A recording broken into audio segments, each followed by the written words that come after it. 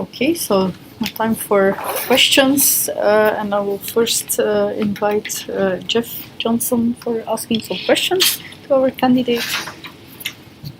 Okay, well, my first comment is a comment rather than a question, which I think these diagrams are absolutely great.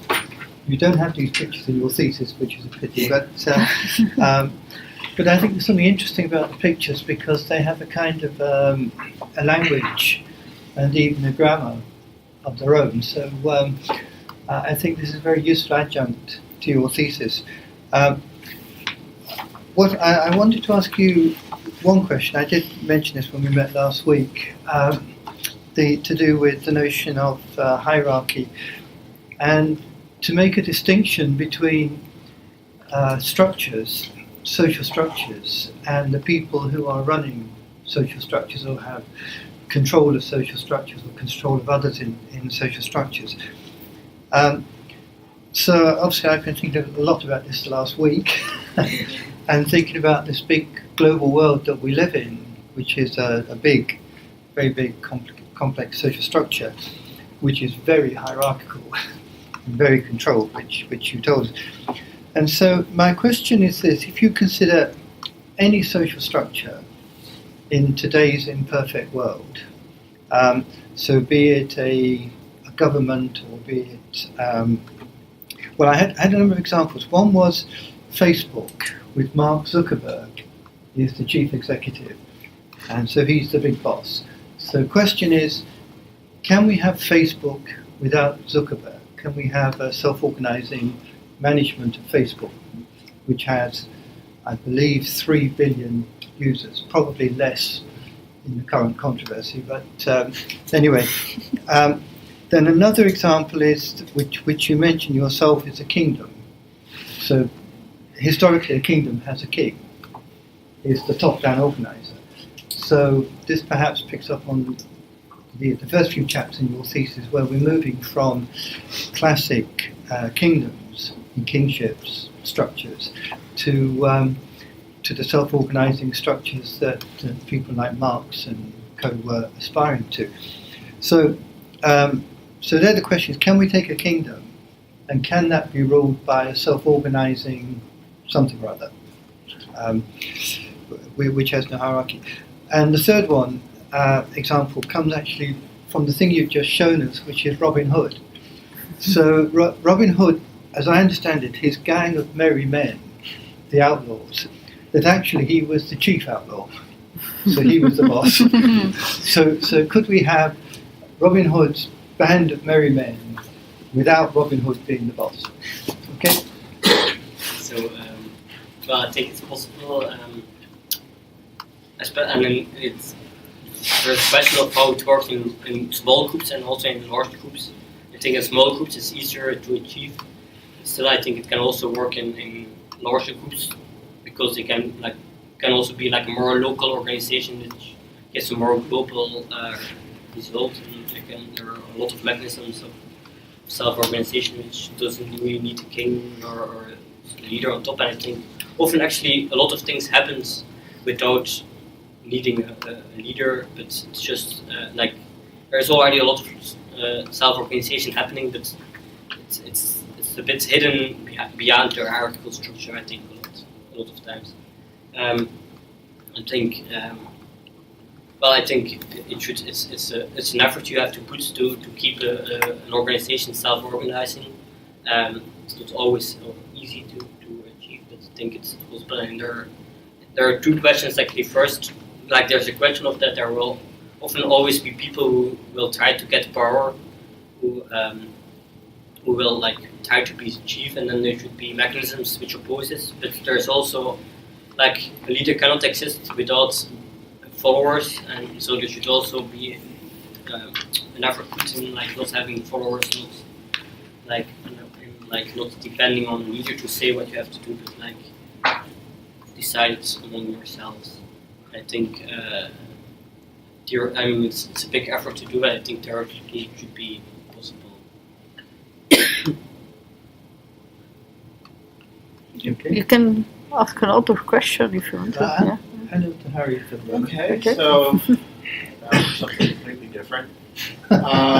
In terms of your thesis, I guess my comment would be it's very ambitious, and I think in terms of the novel contributions to research literature, interdisciplinary in this case, spanning both social science and mathematics, it's clearly a novel and important contribution.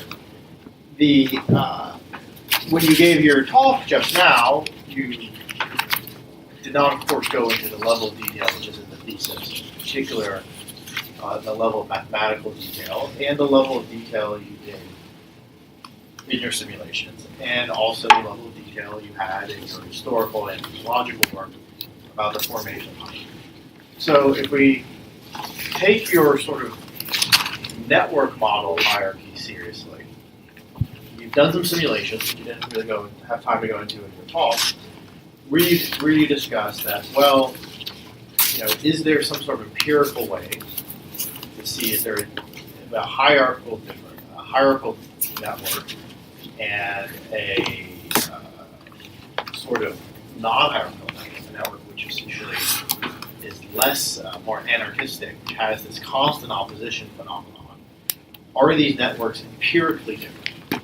So that the sort of naive view would be a centralized network would probably be very hierarchical, a very high degree distribution, centralized in a single point, touches everyone else, and somehow a non-hierarchical one which is evolved with this constant opposition would somehow have less.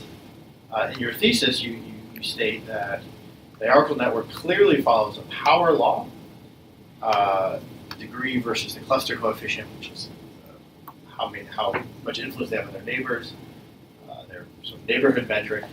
While a non-hierarchical network it has more of a power law distribution of its degrees than a completely random network. Do you believe that there is some sort of clear universal structural difference in how these networks play out over time, such that you could take, let's say, any network, say a network, anything from a network of anarchist affinity groups to a network of the communication processes in between businesses, and measure how hierarchical they currently are, and further, could you then empirically test using if this organization was asked to do some form of constant opposition, do you believe it would be possible to empirically test whether the amount of hierarchy went down? Of course, people may feel like the amount of hierarchy may have gone down, they may feel less bossed around, they may feel like they have more control.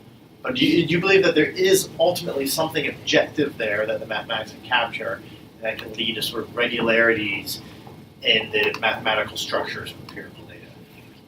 I think on the one hand, it's not really possible to measure freedom or to have measurement of hierarchy as opposite to freedom, because it's just a subjective thing. I've tried to a bit understand it better, but I think you cannot really just grasp it into a mathematical formula.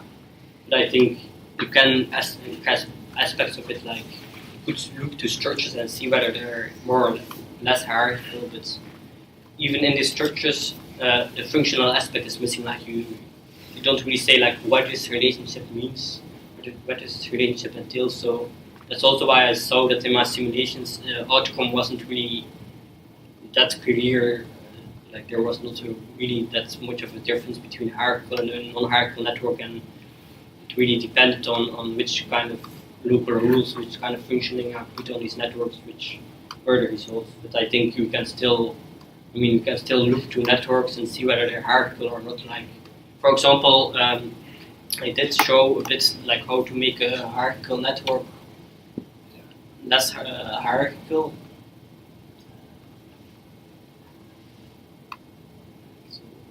So you have this hierarchical network, and so you redefine it as that there are different clusters which depend on this leading node.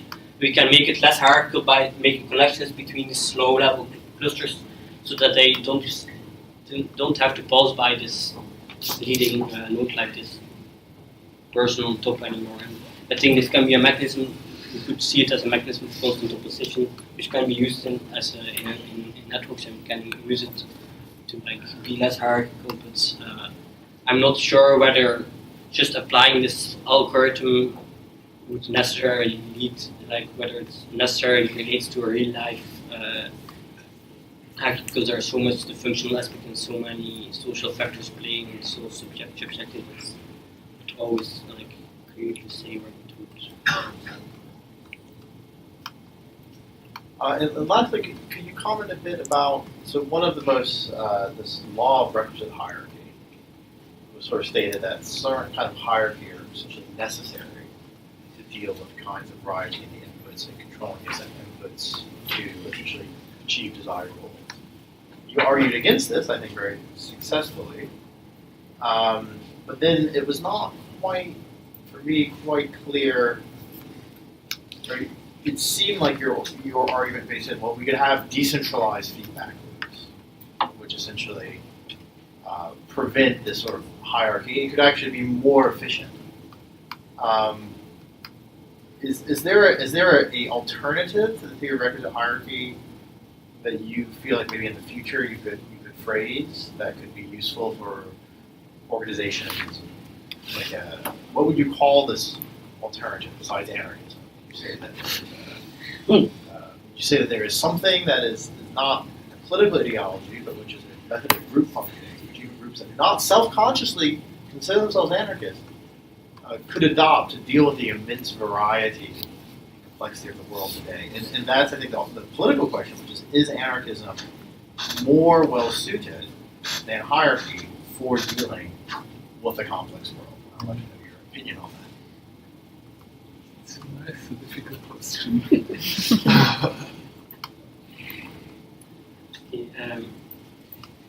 So the first question was, what is the alternative? You've shown it the law of requisite hierarchy is not necessary, and that something, these feedback loops are better. Yeah. So I think, what I've shown is that there are so the law of requisite hierarchy mainly, actually it's just stated as when there's an agent which cannot have control on its own, then there can be an agent on top which can reduce its uncertainty on which method to group given a certain disturbance. And so, but this actually just shows that there is directionality, so there is an influence from one agent on the other one. But I've shown that actually this can also be structured into cycles. So, so I think one alternative is that instead of trying to have influence in only one direction, it's important to have cycles and to have multiple influences, which can create more interesting patterns, and which also it creates more feedback. And because the problem with the hierarchy is that there is a the element on top is a bottleneck, because also with the law of varies, this element on top has to control different elements, but if this element on top is only as complex as the elements below, it cannot really. It just has a variety of actions to deal with all the actions. So there can be this bottleneck creation of the thing on top. And that's why I think one of the reasons where it's more having cycles and having multiple influences and influence split is a better way of dealing with complexity. Where we also see with evolution and that there are often a lot of cycles.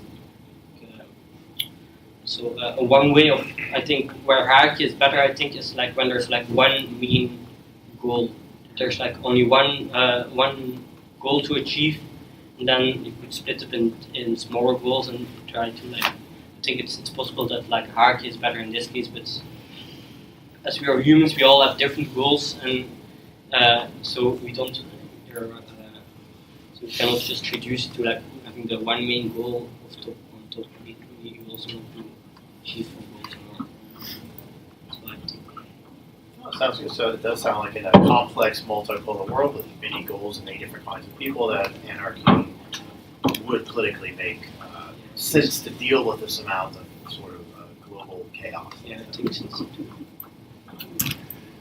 Perhaps first I can pick up on that. I mean, I certainly accept there's no single goal. There are many, many goals. But even so, each of those goals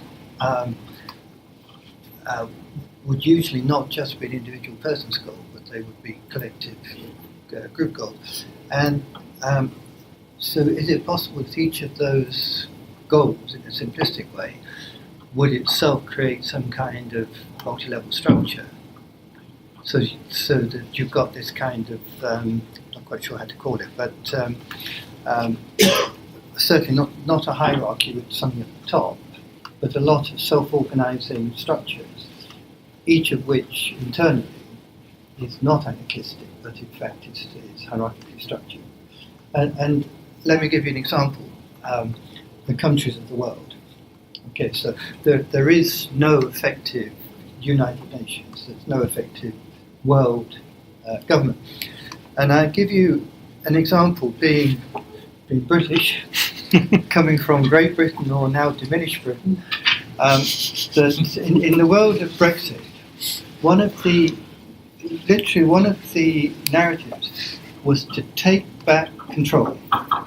So control is obviously very important. Now this meant many things to many different people, so you could do that. But my question on that is this, that having lived through this, when I've heard this, my personal understanding was that in any relationship, there is, both sides of the relationship are to some extent reducing the freedoms of the others, I believe. Okay, so and so what the Brexiteer people in the UK wanted was kind of complete independence on the one hand, and then all the benefits on the other. And so, I mean, what has happened is that we have this notion of taking back control. So we vote for Brexit, and now we have the deal, which is going on. Perhaps, well, actually, most of it's done here in Brussels, but perhaps you're not interested. But it's fascinating for some of us back home, and well, we've seen the kind of the agonies in our country, in the UK, of again these local goals, UK goals, Conservative Party, etc., etc. And the dynamics of that playing out. And on the other hand, we've got the Commission and the 27, etc. And as time's gone on, this notion of control and getting free of this wicked European Court of Justice, as time goes on, we made more and more compromises, and the control that people aspire to is non-existent. So what's your comment on that?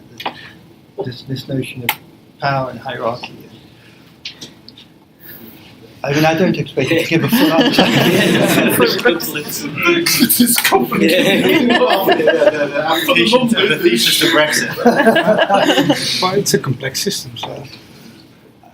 Well, maybe you have some comment on that.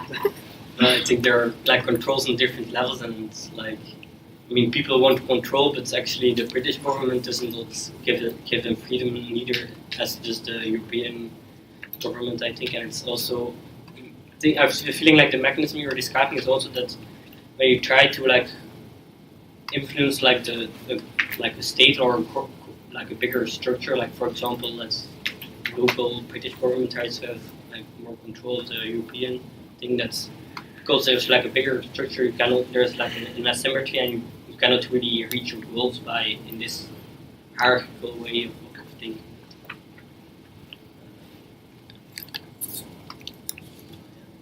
And I think it's also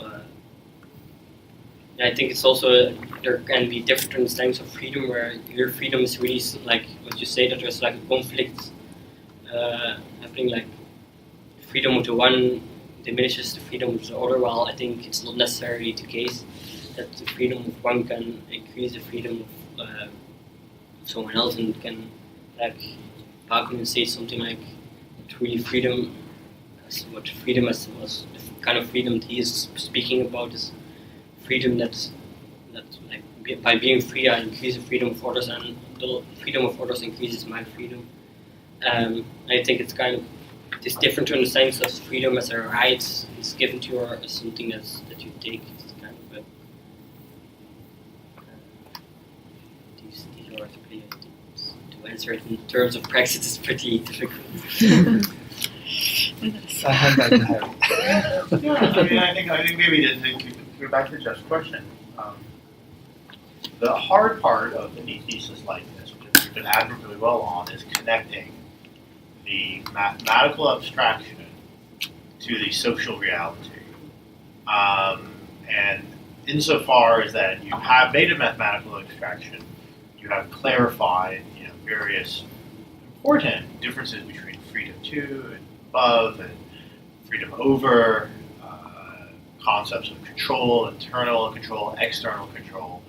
The issue with mathematical abstractions is that they're very versatile. So usually, with agent-based systems, one assumes the agents are individual, and the external control is other agents who are also individual. And you make a very good point that is not necessarily the case. Countries controlled by the countries, but at the same point, at what point, I think it's always for me the hard issue with mapping mathematical structure socialities. At what point do you make that sort of metaphysical cut where something is a unit which can be controlled and cannot be controlled? So, do I have a hierarchical relationship with my body, with my hand? It seems I do. Maybe it's all an illusion. That being said, it's harder with larger collectivities. Great Britain, what does it really mean in terms of some sort of collective intentionality, some sort of goal state? Do you believe that there is either a kind of unit, like the individual, the human, which has this instinctive or possibility of freedom, or do you think it's more structural, that any sort of collectivity can have this sort of control, freedom dynamic? In which case, what are the rules for, or is there any rules for saying this is where we make the cut? This is the agent that is being controlled. This is the external world. That's a hard one. That's my last one. So it's perhaps another thesis. That was actually a bit the subject of our last PhD defense. Oh, okay. Sorry, I should have come earlier. When you do cuts, when you make differences, I'm not asking if you individuate. Because you actually do a very good job, I think, of showing that it works on different levels. Like in your thesis, you don't really make very clear individuation statements, except maybe a little bit in the social theory where you talk about how society is going to press individuals. Do you have any feelings or theoretical sort of understandings of where you would like to make the individuation and how this relates to your larger theoretical framework? I think it's a difficult question, but It's very I think well, of course, everything is related, so it's difficult to draw a boundary somewhere. But I think it's also depending on your real life simulations, which you want to things you want to represent, where you draw the boundary because as humans we are interested in having freedom ourselves. It's interesting to look at ourselves in comparison to our environment. Well, we could indeed look to our body and we could see it as a hierarchical structure, but we could also see that our body and mind, there's not really one on top of the other, but they're kind of related, and you can't really separate our body with our mind. So you can also see more. There are a lot of overlapping things. I think it's interesting to see this overlap, but I think there can be a structure forming, for example, with chemical organization theory, where things can become self-maintaining because that they form a self-maintaining structure. There's something that maintains himself, so you can see that as an individuation or something. But yeah, it also depends on. I mean, you can, depending on how you represent things, you can see that there's a hierarchical structure which represents a non-hierarchical structure, depending on which elements you consider. So it also depends on which elements, in this case, you consider interesting to look at, to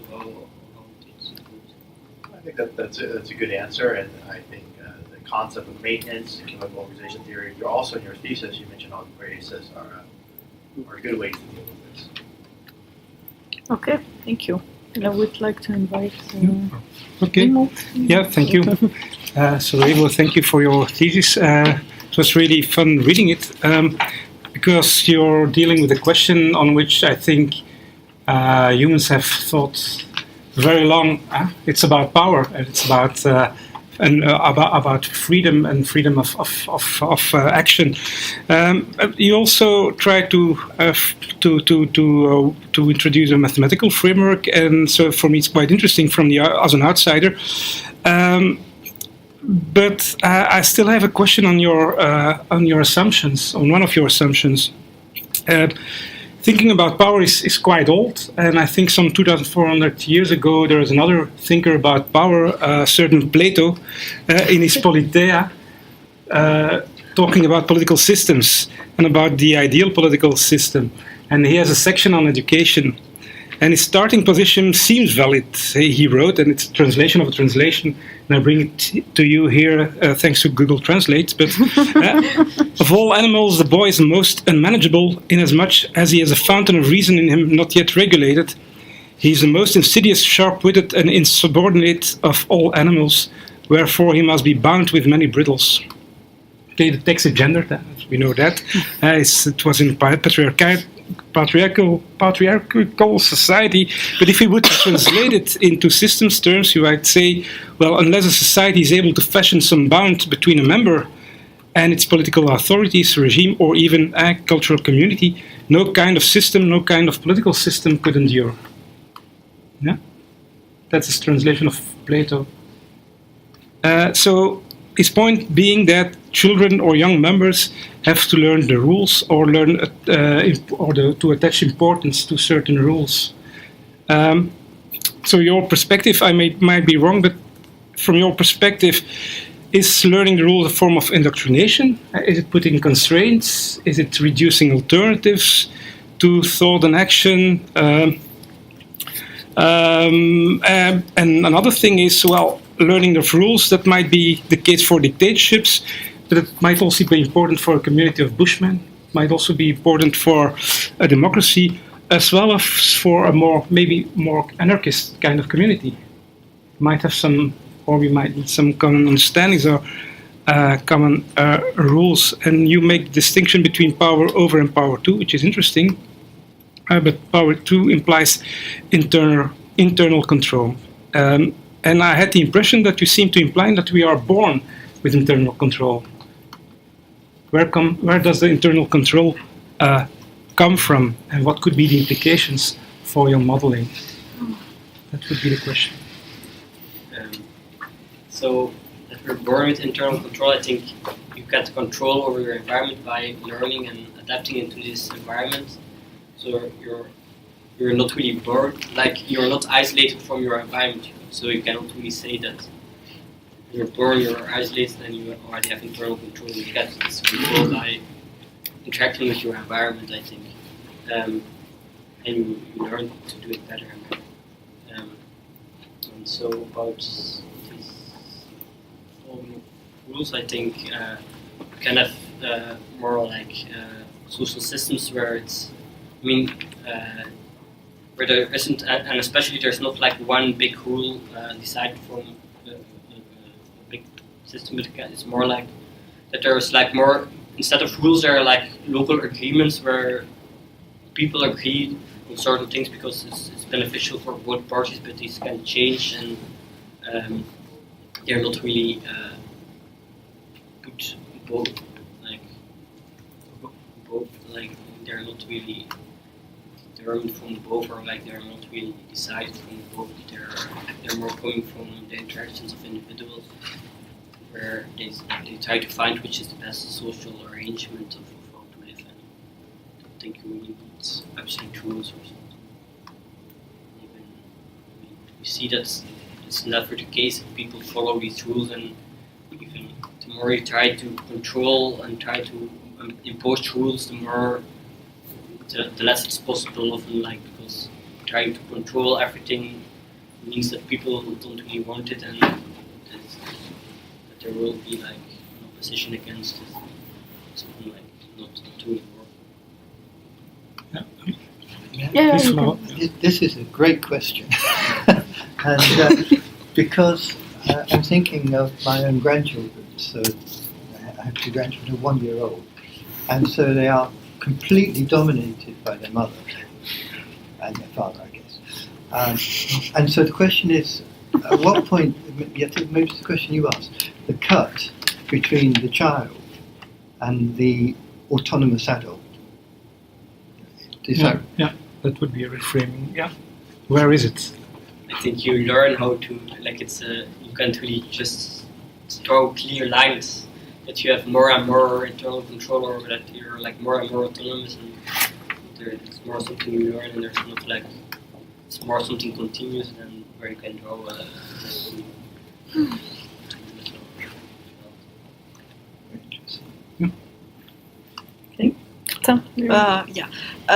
I very much like this distinction you introduced between power over and power to, and I completely disagree with the notion that there is a line in the human development where that power to comes into the play. I think if there is a source of that power to, it's exactly in that in that living creature which is born. And even being born takes power to be born. Well, we can disagree on that, but it's okay. So I think if they are overpowered by their mother, there's this okay, I won't get into that. But the thing is that the power to takes powering that thing which is already in them, and something like that. I like very much this idea of constant opposition you introduced. I'm not so sure it's non-existing in the contemporary society, even how it is this constant opposition. Because if you think of social dynamics, what we are all collectively doing, we are obsessing about this 1%, for example, right? And we were previously obsessing about kings and whatever, and they were all overthrown at some point. So I think it's actually happening. Where you nicely navigate between social dynamics and psychological dynamics, showing, for example, formation of idea fix and so on. So I had an image of that constant opposition as a nice, maybe a nice mental model for mental mobility, like kicking out the king, and just getting going. I like how you don't fall for this very easy, especially in my understanding, in the context of anarchism, a very easy trap of contrasting hierarchy and self-organization. And you show how hierarchy arises from self-organization and is actually a self-organized phenomenon. So, and you show it on this mental level also with formation of idea fix. And here comes my question. How does what about your reflection on how your own kind of fixating on a specific frame, which is social psychological, offered by anarchism, reduces or not your freedom in your exploration in your thesis? Because for me, okay, of course it's a very flexible field, but for example, when you illustrate a human being as an entity which struggles, I see the frame being used, of anarchism. And the second question was about a little bit similar to Harris, so maybe not that important anymore, but maybe a little bit simpler, because if you put things in this linear order in your thesis, if you say okay, it's social dynamics and anarchism and mathematics, it sounds great. But if you put it linearly and you ask a question about how hierarchy and power arises, then the next step seems to need to be rationalized. Why do you think the next step? Why does it come in? And here was my question. What makes you think that mathematical simulation is the right tool to reveal something about human societies.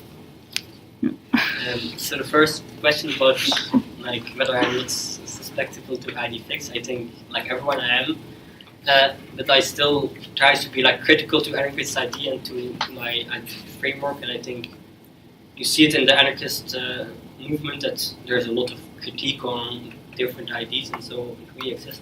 But I think you should also be sure not to fall into the other extreme, to be like a nihilist, where there's like no value at all, like nothing, everything is equally valuable. So there's like, which is also often a thing happening in today's world, and I think actually that in some way they're sometimes related, like this nihilism and this ID fix, because I'm not sure yet how, but I think because being a nihilist actually often makes it easy for you to be used by like the system that's already there, by the status quo. Also, by trying to like oppose the status quo, they will try to resist you, so you will have some negative consequence. So in one way you would see like, okay, then is it good for you to do so? But still, I think it's interesting also because I think there's more things more valuable than mere survival. There's like also, I think we also have a need for like freedom or other less thankful things. So I think in one way, I think you should try to find this balance and also always try to be critical of course, also of your own thoughts. Then about this mathematical, why I used mathematics, I think what mathematics does is try to like distill the most important, like the core of the mechanisms and the ideas, like the most important concepts. Like when with just simple language, there are like a lot of things unclear because it's like not really clear to like really speak about what you're speaking about. Like, well, if you like want to distill, like speak about a certain aspect, it's clear to see like, okay, and it's like, for example, inside your mind and inside the social system, there are actually the same mechanisms at work, and so we can like distill these mechanisms to like speak about it instead of while when we should like without mathematics or like without making an abstraction, we cannot really do this. So I see mathematics as like distilling these ideas. So, for example, that we have this numbering system, like to be able to say like, okay, we have 5 apples and 5 persons, and of course they are different things, but still there's a common thing like that there are 5 of each. So to say a simple example of how mathematics should use the same things to like what we want to speak about. And of course we simply want to take into account that there are apples, but sometimes it's also interesting to take into account like the core mechanisms behind how things work. Okay. So I have a question. So you have been talking about goals, and as you probably know, I do a lot of reinforcement learning and multi-agent systems. So in a reinforcement learning setting, you have like the immediate goals and the long-term goals, or the immediate rewards and the long-term rewards. So they have this time scale, and I'm wondering a bit, how did you took them into account in your simulations? I think it's a bit related to the Brexit question. I mean, or are the British people interested in short-term reward or long-term reward? Yeah. Well, I took into account that there can be agents can have multiple goals. But I didn't really took into account this time scale, I think. Mm-hmm. Or can you take it into account? Yeah, also, take it into account. Like also that you kind of like would see that there's like a more stable dynamic emerging, like with more like stable long-term goals, and then more locally maybe more like unstable dynamics where it's like more changing like goals, or like there's more instability or more like small local goals. I think so. You would think they take it into account, especially with this network models, I think. Okay, and then there was one thing you said right in the beginning, I think with internet, and I think maybe also Facebook or smartphones, I don't know which one you mentioned, that people feel actually more isolated. I think a lot of people would claim the opposite, and actually in your network you have over there. I think with technology, I think people would claim that it's easier to add extra links in your network. Is this correct or not? That's why I gave also an example, like if you looked at the network, it wouldn't be like a hierarchical network, but still I think maybe some people, like in one way you're more connected because you can immediately send a message to someone else, but on the one hand I feel like there's like people feel more isolated, there's more depression, or like people don't really have real conversations with each other anymore. They're like these small conversations, but like to have real connections, I have the feeling that's less and less happening. Mm-hmm. So I gave like this example also to show why I wanted to investigate hierarchy and see that it's not just into this hierarchical structure, but it can also be more like these mechanisms happening in a more. Yeah, but could it also be something like information overload? If I think about Bitcoin, it's a completely distributed system, but then what you see is that you now get these websites monitoring news articles on Bitcoin and advertising trends in prices for trading. So it's like the perfect distributed system, but then immediately you get something which is more centralized to like help people dealing with the distributed system. Yeah, I think information overload is a big problem. I think also often there's like it seems to be a distributed system, but actually, for example, there's actually only one medium, like, namely the internet, where we communicate through. Even though this medium is not hierarchically structured, we depend on this one medium. I think that's also one thing that's visible. Mm-hmm. Okay, thank you. If there are no final question. For me, it's quite challenging in the sense that it's clear that we talk a different language. We have a different. We are playing a different language game, and I was just wondering for interdisciplinary research, having been through all the stages that you have done until now. How could we enhance interdisciplinary research and understanding, especially knowing that, well, mathematics are used for society, and the high priests doing that are called economists, and they are seen as the only real social science. So I just wonder, but that's one of the things with which we are dealing. How can we make interdisciplinary research stronger, knowing that each one of us has a bit of a different language game, and when you're doing an interdisciplinary thesis, well, some pieces are more shallow than others, and you take them as assumptions. How would you advise us? Yeah, I think it's important to like all speak as clear as possible and not be inside your own language. Like social science have their own language, or like philosophy has their own language, and sometimes pretty difficult language. Also mathematics is a difficult language, and I think one way to try to connect this to all, like try to get like to the core of like where are these similar, and try to like see how they relate and try to find relations and how they score. And also like not think that you know everything, or like that, for example, there economists or mathematics who claim because they know mathematics that they also know everything about social systems, or that they can apply simple mathematical models on an economical system, and because they know they're good in mathematics, they think it can relate to this social system. And so I think it's important to also take into account, okay, I don't know everything, and to also listen to what other people have to say. Okay. Thanks. Okay. Then I will ask if there are some questions from the public. Sorry, the promoter. Sorry. You were so silent. As a supervisor, I usually start by kind of a general appreciation, because I've, after all, followed you for about 6 years in this work and given you some advice here and there. We've had lots of interesting discussions. So let me first say what I like about this is what its strengths are, and I think it's important and ambitious project. It's ambitious. Several people have said it. It's very difficult to do.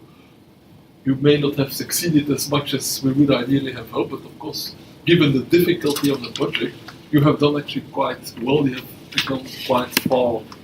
So what you have done is you have analyzed the conditions of freedom with the help of mathematics and specifically defining all these concepts of power, authority, coercion, hierarchy, freedom, which are typically things that are very difficult to define. And of course, a mathematical definition is not necessarily the best definition. Many things cannot be defined. But by having a mathematical definition, certain ambiguities are removed, and it becomes possible to, for example, make the difference between power, between coercion and constraint, which I thought you did very well, or power over and power to. So just this clarification is already, I think, a very important contribution. Another important contribution is that's a chapter that not many people have actually spoken about. It's that you have this chapter where you kind of provide a foundation for the theory of anarchism, starting from systems theory, cybernetics, complex adaptive systems. Because indeed, in these theories of complex adaptive systems, there is a lot of understanding for the fact that things are not as controlled, organized structures as we usually believe. Traditional science kind of has this idea of laws that govern everything, everything is deterministic. The theory of complex adaptive system has come to the conclusion that the world is not like that, and in the world there are all kinds of things that happen that nobody controls and that nobody can predict. And it has developed a number of concepts like order from noise, non-linearity, anti-fragility, and so on. And these concepts indeed can be seen as a way to make anarchist philosophy, to give it a more scientific foundation. So that's one of the things you did that I quite appreciated. I think your approach is quite timely in the sense that, as you said yourself, there are quite a lot of people that feel alienated or oppressed. They can't quite say why, and there's an easy tendency that if you don't feel well to choose a scapegoat and say it's all the fault of Brexit, or it's all the fault of Trump, or it's all the fault of Putin, and then kind of not see how complex the world really is, that there are all these kind of structures which may be hierarchical, but which may sometimes also be self-organized, that create an atmosphere in which you don't feel comfortable, in which you can't actualize your potentials. And part of these problems can indeed be analyzed in terms of these relationships of power and of dependency and of lack of freedom. Also timely is that there is indeed at the moment a tendency for new alternatives to arise. Anarchism was called very old, but there are a number of other movements like the movement of the commons, the digital commons, like you refer to a little bit to the work of Rifkin. We have ourselves in our group in the Global Brain Institute, we have looked at a number of these alternatives, and it is, I think, clear for most people that the present system needs an alternative, that it's not working well. There are very deep problems in the present capitalistic organization of society. Now, we don't have a ready-made solution. We're not going to find a solution just in Marx or in Bakunin or whatever, but we need newer ideas, and what you have done is given us some of these newer ideas to build on. Another thing I appreciate about your thesis is that you have done a great amount of work, because you have looked at many different approaches and many different cases, each of which is quite difficult. Nazarovich, Ashby, hypergraphs, graph theory with power laws.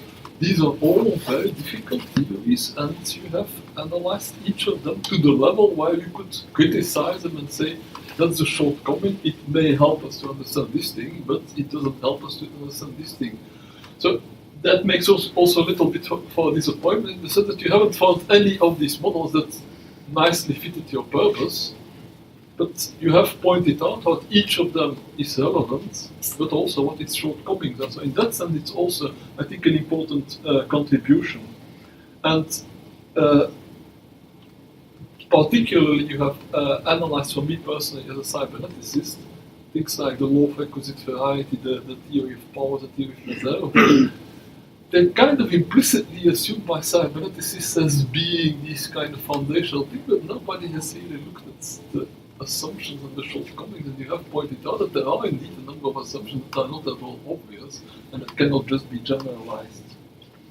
So then, of course, the other big strength of your thesis is this particularly this interdisciplinary that you have brought together things which normally are never put together, like mathematics and anarchism, or power relationships, anthropology, cybernetics, systems theory. Put things together in itself, even if the result is not maybe as coherent as you might like, it's a cross-fertilization. It provides inspiration. It may lead to further models. So I think it's a very promising outlook for further research.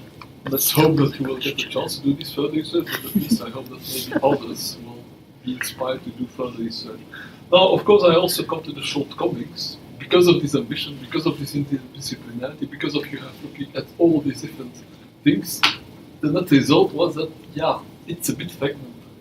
There are lots of bits and pieces, each of which is interesting, but you haven't really managed to get an integration. Now, I must commend you on the presentation now, because the presentation that you gave now gives already a more synthetic picture, I think, than what the thesis gives. So I think you have succeeded quite well in extracting the main lines, so that when you read the thesis, it's a little bit of the forest for the trees. There are so many trees that you sometimes get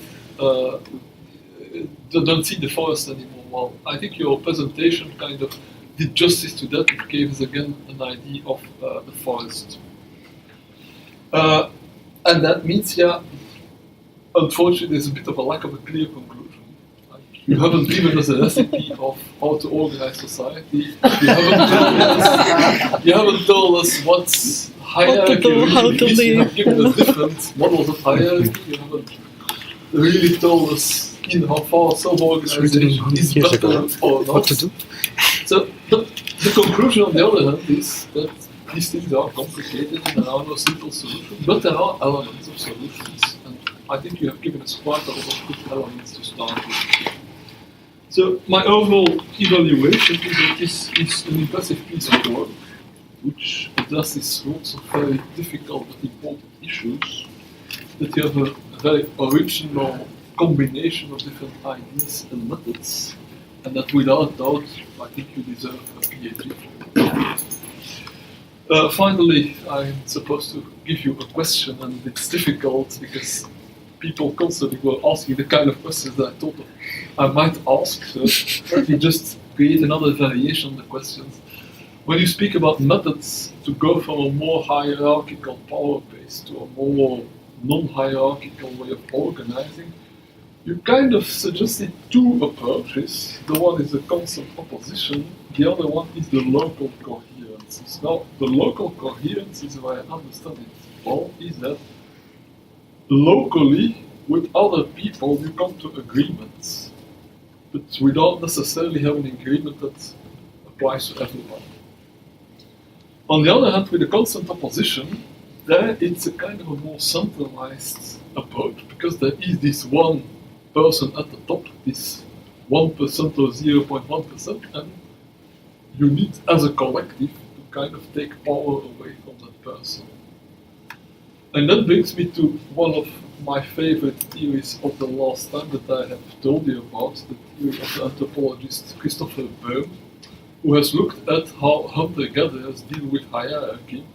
And he comes to a very interesting conclusion, which is that our ancestors, chimpanzees, gorillas, and so on, seem to have quite a hierarchical structure. There is a kind of a status hierarchy where the one at the top gets all the power and the food, and the ones below get less and less power. But in hunter-gatherers, who we can assume instinctually are not that different from chimps or gorillas, Boehm notices that there is much more egalitarianism, and that the mechanism they use to achieve it is something, a version of what you call constant opposition. That means as soon as one individual in the group tends to grab too much power, which he would do following his instincts that are the same as his chimpanzee instincts and gorilla instincts of wanting to be the top dog, wanting to be the one that dominates the others pull him down. But the others can only pull him down because they work as a collective. And that's what Boehm calls the reverse dominance hierarchy. So instead of the one at the top dominating the other, it's the whole group that dominates the one at the top. But then I see that you actually need what you call the local coherences to extend to the point where the collective as a whole becomes powerful enough to pull down the ones at the top. But if you do it purely locally, then you get something like in chimpanzee society where, let's say, the dominant male is attacked by a group of 2 or 3 young males who form a coalition. They beat up the dominant male, and then maybe the strongest one of that little group of 3 becomes dominant, and the second one becomes second in command, and so on. That could be a local coherence, but it's not really a non-hierarchical thing. So then we need to go from local coherence, small arrangements. We need to have some kind of a central collective, and then the collective needs to. It's only the collective that's strong enough to pull down the ones that get too much power. So do you have any idea how that can be organized? Yeah, I think still like locally you would try to like, because locally there are a lot of people who have a problem with one power, and they all want to like tear it down, and they can organize to pull them down and organize between themselves, and think it can still be. I mean, it doesn't has to be like the whole collective. I think necessarily who wants the same. I mean, it can still be different. Like there can be different powers play and different, which are like attacked by different kinds of people. But I mean, there are probably still like bigger group forms of attacking this one thing. And I think just by coordinating locally, you can try to achieve this.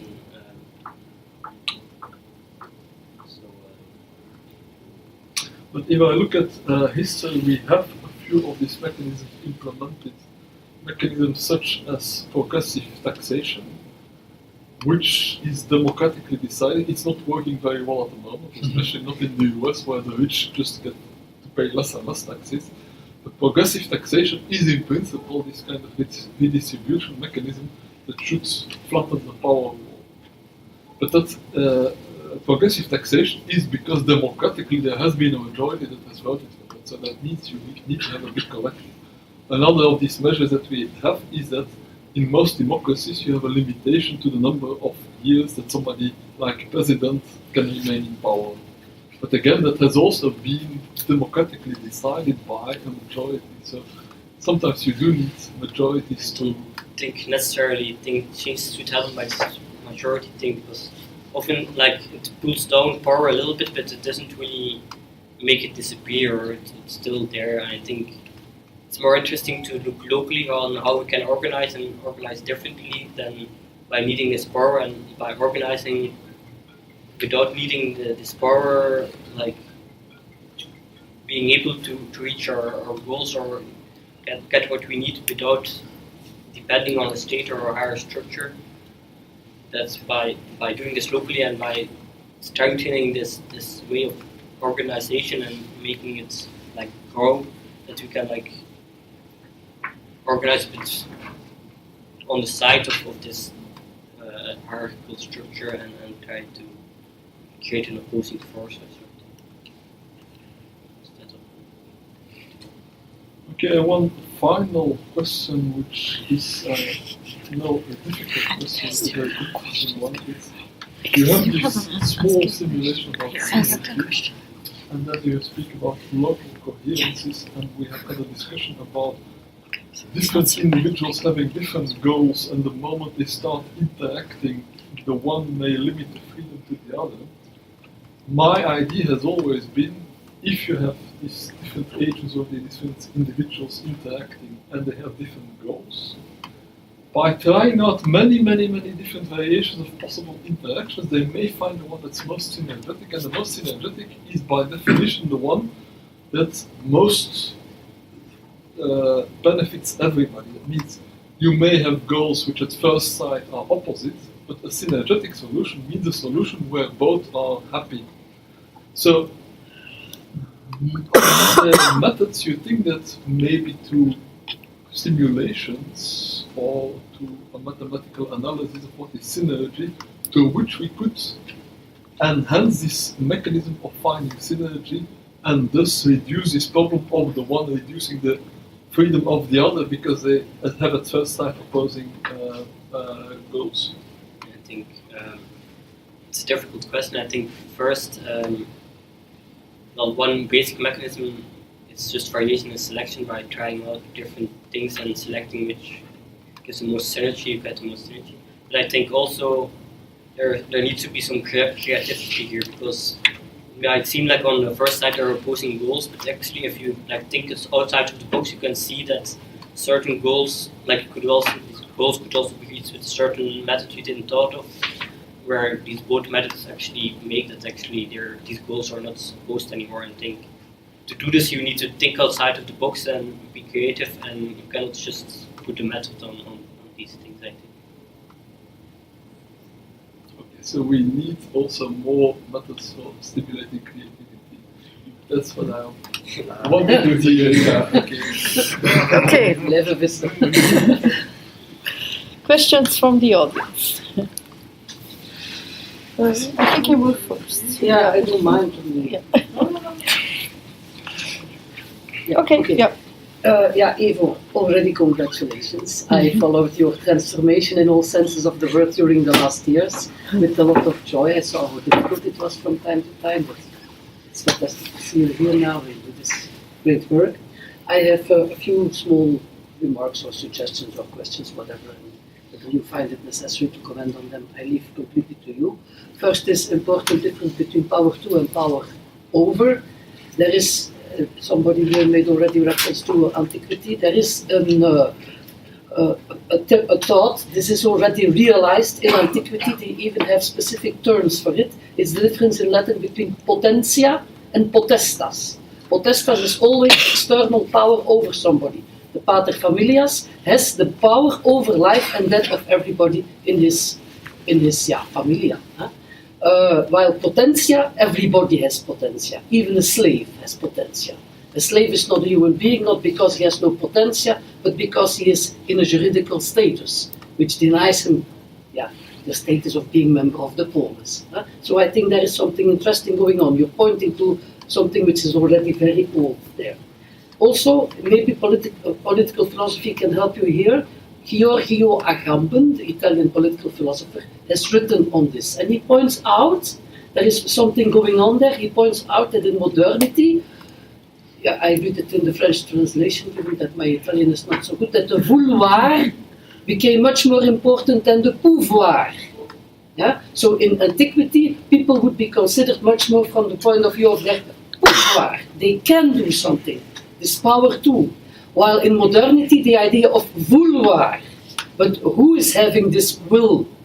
In general, this will is ascribed to some entity or somebody having the power over. So that's also interesting. Maybe I can send you the reference. So there is very good, how would I say, material to shore up this analysis of yours.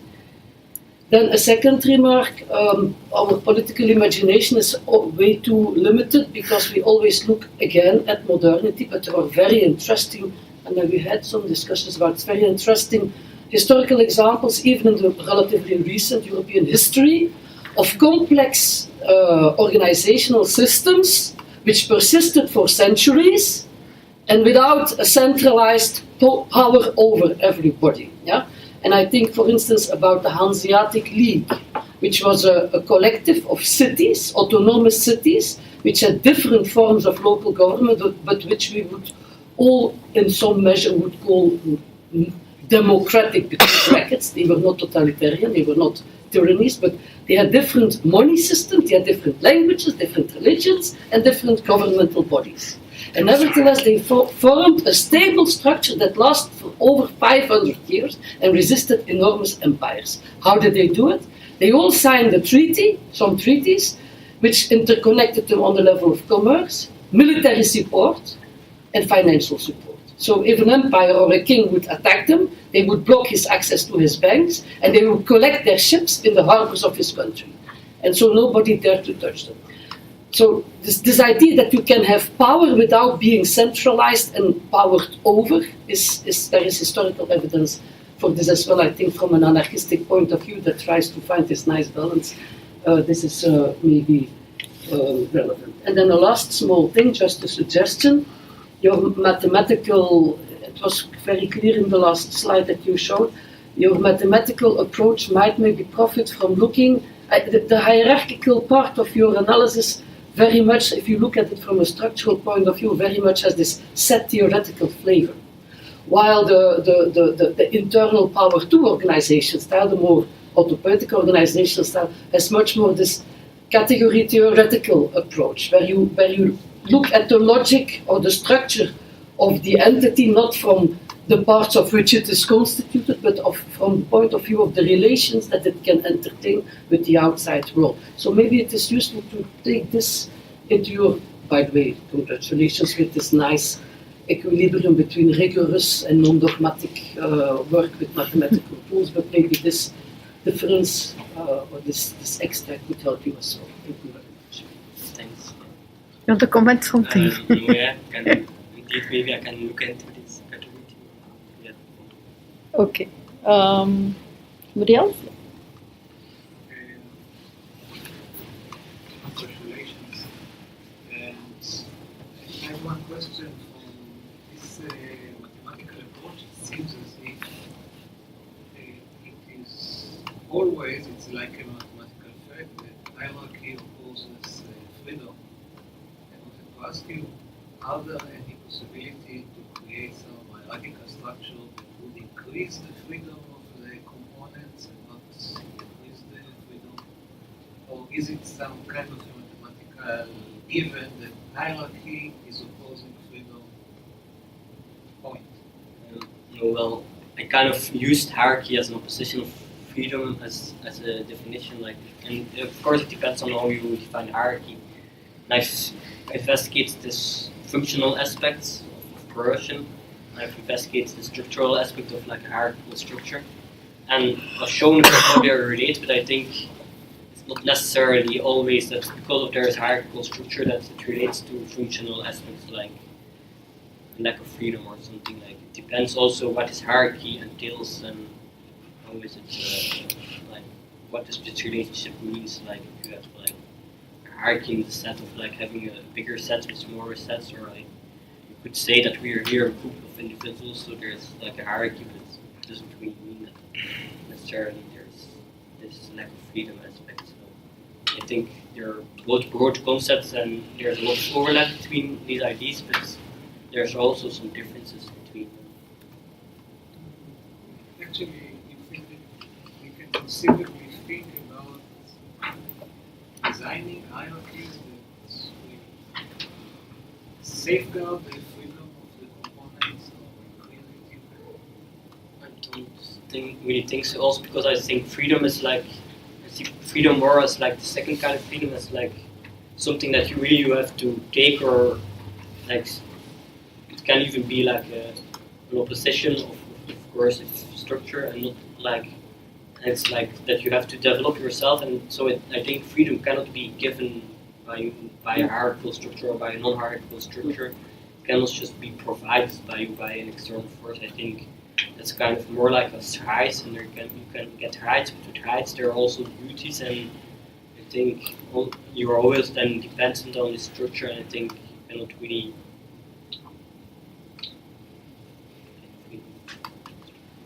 Okay. Maybe a last question? Yep. Yes, I have a question about the constant opposition. I think sometimes power relations in society are not always visible. Like, for example, if you're talking about privileges, like, for example, in race questions or gender, I think if you look at networks, that the agents on top of the arrow, influence arrow, or on the bottom of the influence arrow, are not always conscious about their power relation. So I might consider myself not a racist, but in interaction with other people, exert a power which is in fact racist, but I'm not conscious about it. How would you model that? Or how does it relate to constant opposition? How would, or does another mechanism could be thought about, which could be used to balance our power relations. Yeah, I think I would see like this concept of opposition mechanism. It can also happen inside our own mind. So you could also see it as being critical to what you learn to and how you function, and like try to also approach your own idea fix.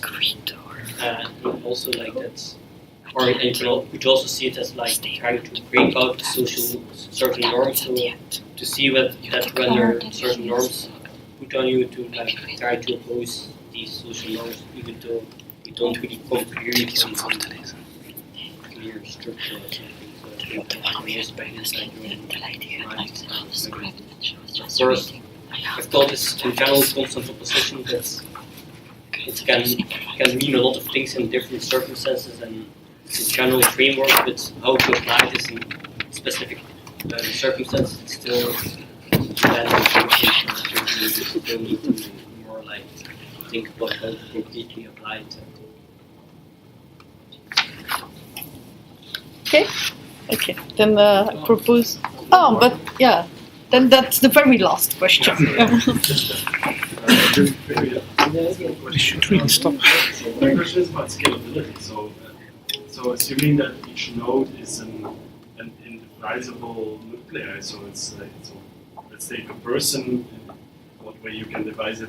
That's another question. But how? So assuming each person is more or less identical, has the same capacities of understanding the network that he or she is in. How do you? So if you put them in a local network, then it might work with 10 people or 20 people, maybe 100 people. But how do you see this scaling up? So if each person has the same capacity to understand the network they're in, if you scale it up to 10,000 people, you might not be able to create a local, or the local kind of disappears. So isn't then changing it to a hierarchy more like a reflex to address this complexity of scaling up? I think still from this local interaction there can be like more global thing, but it shouldn't necessarily be hierarchy structured, and it can be like more global dynamics and more local dynamics, and these local dynamics influence the global dynamics. And there shouldn't also be like one big global thing. There can be different, like more global thing and different more local things, and there shouldn't be like one big global thing. I think even to have like a big system. I mean, we want to look to a big system and see like one result out of the whole system. But actually, there are like a lot of smaller results.